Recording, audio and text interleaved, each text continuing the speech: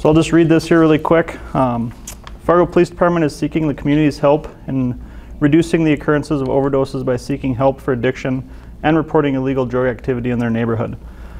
As of May 31st, 2021, Fargo Police Department has responded to 67 reports of overdoses, 13 of which were fatal. The number of overdoses reported so far is quickly gaining on the 91 reported for the year of 2020, which is alarming. The trend we are continuing to see is the use of M30s, Oxycodone, or Percocet that has fentanyl in them. These pills are typically small, round, and blue in color. Some pills have M30 stamped on them, but some have no markings at all. The department would like to remind the community not to ingest any substance that was acquired through illegal means, as it may not be what is advertised to be. If you are with someone who is experiencing an overdose, call 911 immediately. The Overdose Prevention and Immunity Law protects victims of an overdose from prosecution for ingesting and/or possessing illegal drugs, and also protects those individuals present during an overdose situation, provided they remain on scene until assistance arrives and cooperate with medical treatment of the victim.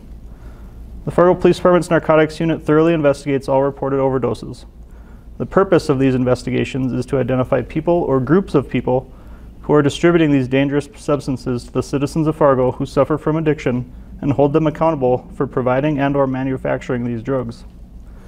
House Bill 1287, which takes effect on August 1st, 2021, provides an enhanced penalty for drug dealers and traffickers found guilty of selling, distributing, or delivering controlled substance which causes the death of an individual.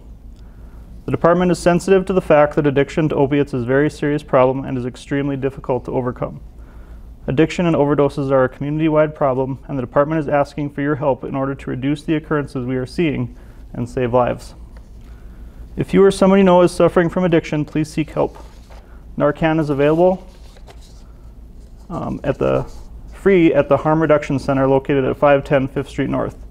They are open Monday and Thursday from 4 to 8 p.m., Tuesday and Wednesday from 1 to 5 p.m., and Friday from 8 a.m. to noon, and can be reached at 701-298-6982. If you suspect illegal drug activities occurring in your neighborhood, please call our narcotics unit at 701-241-1415. So 91 ODs last year. Do you have the number of deaths from last year as well? I don't have that with me. I can certainly find out and get that to Jessica for you, though. That'd be great. I guess, what's your goal with bringing this to the public's attention? Just to create more awareness. Periodically when we see something like this, where we're seeing a trend upwards, we want to make sure that the community is aware. Just get the word out that this is a continuing problem. I think sometimes it gets forgotten if it's not, don't talk about it more. So law enforcement, obviously we have a role in trying to curb that, but we definitely need the community's help with reporting illegal activity, and if they have loved ones that are suffering from addiction, helping get them help as well. Is there a specific point of contact where people who have these pills can kind of go and turn them in? Certainly, yeah. They can call, like I said, our narcotics unit. Any detective would be able to help them, or I'd be able to help them as well. But we get that, all those calls that come in the narcotics unit are ones that we would deal with. And they can certainly call and ask us for help.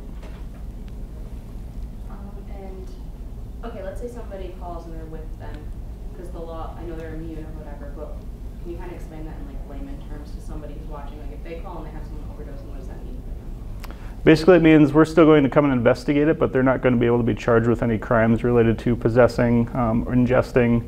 Even if they used a fentanyl pill and we find marijuana, we're not going to charge them with any marijuana crimes, because the immunity law covers any drugs that are there regardless of if those drugs cause the overdose or not. And so officers are going to come, so they can expect that, and they'll ask them questions, but they still have all of their rights afforded to them. We just ask that our number one goal is to save lives, so just make sure that they stand by and help, and if they can explain what they took or how much they took, that's going to help with the medical care. But they won't be subject to any criminal charges. It seems like this maybe is like a seasonal thing. I know in other places where I've covered kind of drug activity and stuff, usually when the weather turns is when we see a little bit more of an uptick. Is that kind of like on par with what you guys have noticed? Sometimes it kind of depends. You know, with nicer weather, more people are out and about, so that certainly could play a role in it. But it's been, at least through 2021 and late 2020, it's been pretty steady the whole time. Is the department working with other departments in the area to kind of combat the overdoses? Yeah, so our narcotics unit works basically hand in hand with the Cass County Drug Task Force. So that's made up of the Cass County Sheriff's Office, West Fargo PD, and North Dakota BCI. And we all work together as basically one narcotics unit, and then we also partner with the DEA here in Fargo as well. What's it mean for you guys at the department to tackle this issue, but also help out the community with this problem? What was the first part of that? What's it mean for you guys to just be able to find different solutions to tackle this? Well, I mean, that's the goal, right, is to try to reduce it.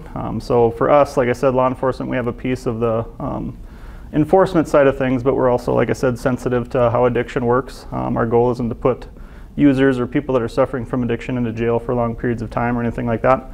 So if we can direct them to help with their, different resources to help with their addiction, I mean, that's all a piece of the puzzle. We're trying to do it as a community-wide effort to reduce that.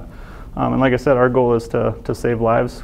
All of us that work here live in this community, and we don't want to see that happening. So the more help that we can give, I know law enforcement usually is the bad guy, but if they can talk to us and we can help them, I mean, that's our goal. So. And is fentanyl like the most common drug that you see right now? Yes, typically, like I said, we've been seeing the pill form of fentanyl.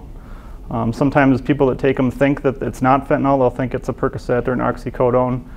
They might smoke it or just ingest it by, putting it in their mouth. But we see a lot of people smoke it, which isn't obviously the correct way to take pill form of medication. But that's typically what we've been seeing is fentanyl in the form of pills lately.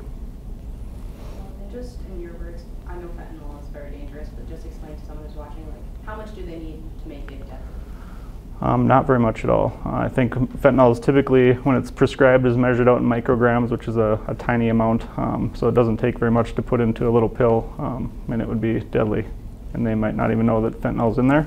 If they just think it's a Percocet or Oxycodone, obviously that's not as potent as fentanyl is. So that's why we're seeing the overdoses and deaths related to it.